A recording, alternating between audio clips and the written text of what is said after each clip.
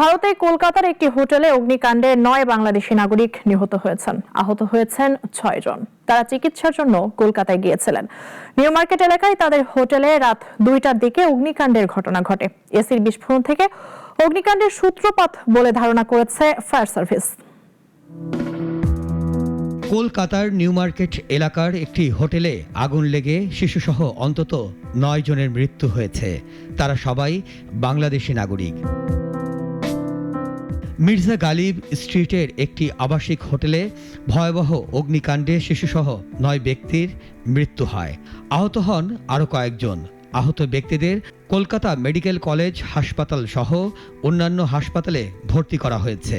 আমি রাত 1:30 থেকে 40 আনুমানিক দেখি যে আপনার নিচে খুব চিল্লাচিল্লি হচ্ছে। সেকেন্ড ফ্লোরে চিল্লাচিল্লি হওয়ার পর রাত 1:30 থেকে 40 তারপরে আগুনের ফুলকি আস্তে আস্তে উপরের দিকে উঠতেছে আর অতিরিক্ত ধোঁয়া। আমি আমার বেবিকে নিয়ে আর আমার ওয়াইফকে নিয়ে আমি তাৎক্ষণিক ছাদে চলে গেছিলাম।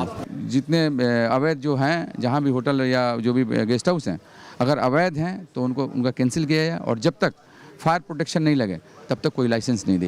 পুলিশ, ফায়ার সার্ভিস ও স্থানীয় বাসিন্দারা জানান হতাহত হওয়া ব্যক্তিরা হোটেলটির আবাসিক অতিথি ছিলেন।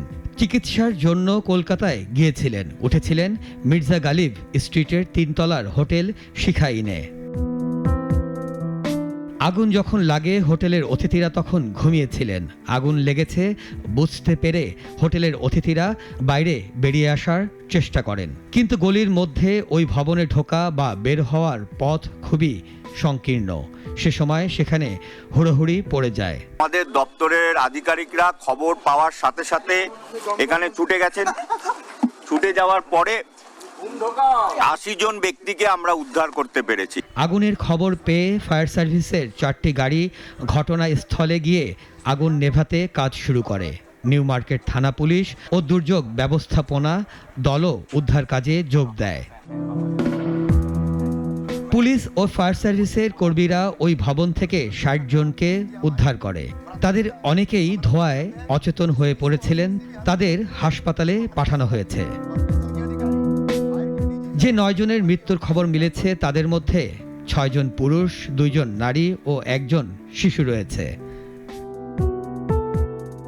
একটি শীতাতপ নিয়ন্ত্রিত যন্ত্র বা এসি বিস্ফোরণ থেকে আগুনের সূত্রপাত হতে পারে বলে প্রাথমিকভাবে ধারণা করছে ফায়ার সার্ভিস।